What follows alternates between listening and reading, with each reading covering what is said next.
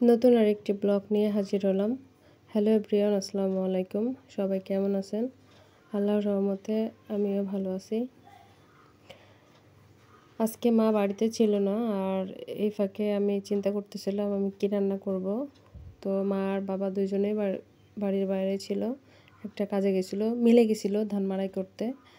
আর আমি এদিকে চিন্তা করতেছি কী রান্না করব। তো বাড়িতে কোনো তরকারিও ছিল না। তো ফ্রিজে যেয়ে দেখি কবুতরের মাংস আছে আর ছোট মাছ আছে। তো এটা বের করে আমি রান্না করা শুরু করলাম।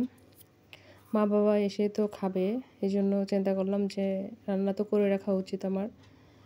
যদিও আমি একটু অসুস্থ ছিলাম, তারপরেও রান্নাটা আমাকে করতে হয়েছে, কারণ মা বাবাকে আসতে অনেক দেরি হয়ে গেছিলো। দুপুরের পরে আসছিল ধান মাড়াই করে, আর আমি এদিকে রান্না প্রায় কমপ্লিট। আর আমাদের চাল, এটা সারা বছরের চাল। এটা সিদ্ধ করে নিয়ে তারপরে মাড়াই করে নিয়ে আসছে। আর এটা গরম ছিল, বস্তার মধ্যে ছিল, যার কারণে এটা মেঝেতে ঢেলে এটা একটু ঠান্ডা করে নেওয়া হচ্ছে। তারপরে পাত্রে রেখে দেওয়া হবে, সারা বছর এটা খাওয়া হবে। আর এরপরে আমি বিকালের দিকে মাকে বললাম যে কয়টা আম পেড়ে দিতে, আমি একটু আচার দেব।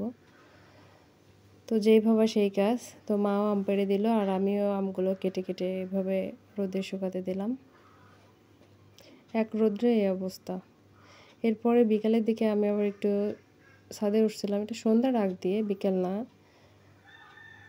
এত সুন্দর স্নিগ্ধ আকাশ, আসলে মনটা ভালো করার মতোই।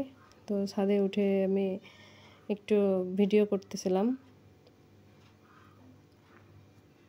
আর এই যে আমাদের বিল্লুটা, চুন্নি বিল্লু,